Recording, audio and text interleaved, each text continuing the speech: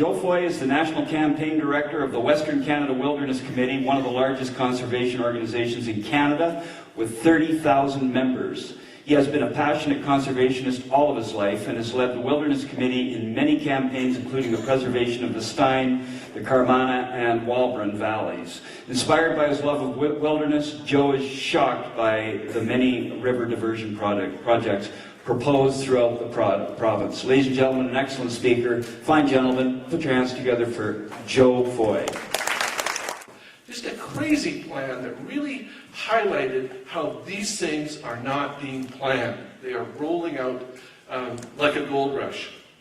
What we learned in the pit was that the environmental assessment process was faint hope. If we sat back and played by their rules, the upper pit was done. It was toast.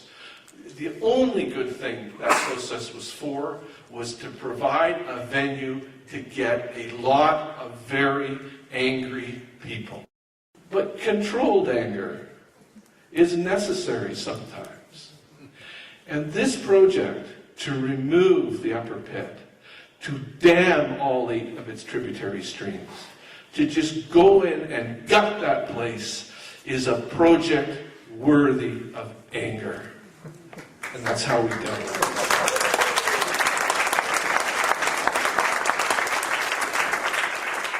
Because we are a free people. We are a people that values our vote. We have standards. And we have standards about how we are to be treated. And this privatization of our rivers and streams is not how we accept to be treated.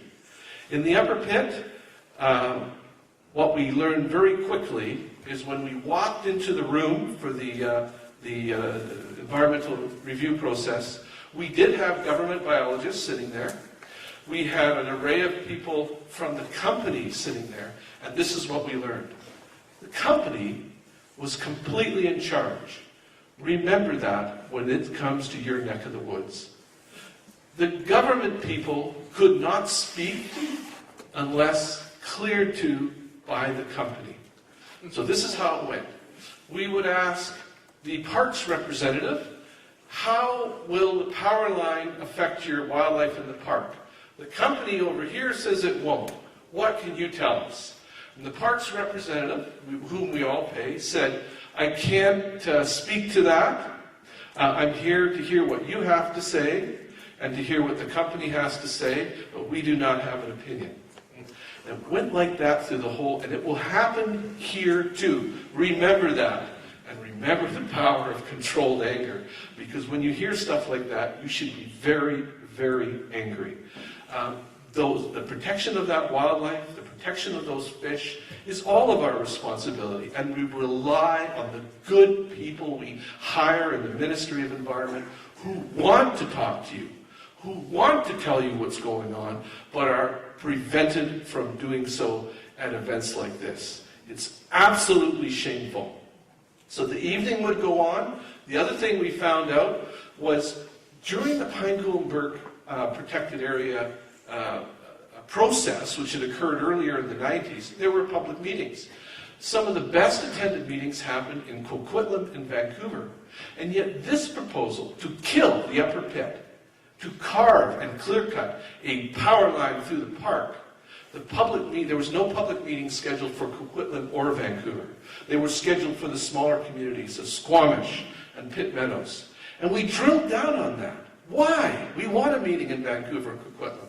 And what we found out was it is the company who has the final say. It is the company that had the final say in the upper pit, and it will be the company that has the final say on Glacier Howser. And that should make you angry. Because the companies do not own our rivers and streams yet. Now, how we reacted in the Lower Mainland is, in the end, we bust. We bust people from Coquitlam, we bust people from Vancouver. The people in Pitt Meadows turned out, the people in Squamish turned out. People set aside their differences.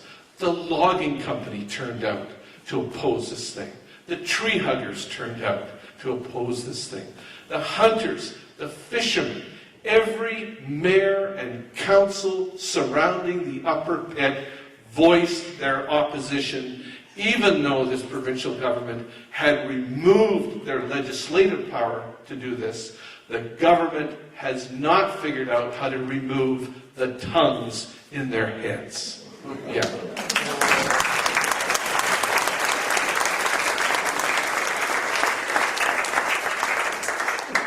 And so, like all great times, certain times in a people's history, it falls to us as individuals. It falls to us to show up. It falls to us as individuals to write and to speak up. That will be true on Vancouver Island. That will be true on the Mid-Coast. That will be true in the Lower Mainland and the Sunshine Coast. And that sure as heck is going to be true here in the Kootenays. This fight is going to roll out as one, saving the rivers and streams which you know and love in your area, and two, putting an end to this private river gold rush that's going around the province. So when you hear people in Campbell River fighting the private project on the Kootenay, for instance, which is the top of Knight Inlet, that project, a company is proposing to put that river in a tunnel 3 stories tall. They want to run the Kootenay in that hole in the rock for 17 kilometers. 14 kilometers of that river diversion is in salmon habitat. Kootenay is one of the last functioning Hooligan rivers we have left on the coast. Power line would run 200 kilometers across forest, islands, and ocean. So when you hear those people fighting it, you help them out. We'll help you out. We'll be here too. How are we going to do this? It's old-fashioned organizing. It's important that your names get on a list. Now, we've got Dave here from Wild Sight. That's a good start. You've heard about the website, but it's important that your names, phone numbers, emails get on the list. And it's important that each one of you get 10 more people on your list. That's how we push back in the upper pit. Now, the folks in the Ashlew push back just as hard. And now they got a dam on their river, and they got guys digging a hole through a mountain to put their river in a hole. But that fight put backbone and spunk into the people that stood up at the pit. And they won at the pit. So nobody doesn't get nothing from fighting. The spirit of the Ashlew lives on in the pit. And that spirit will live on in Glacier Howser and all the other streams and creeks you are going to protect in your neck of the woods too.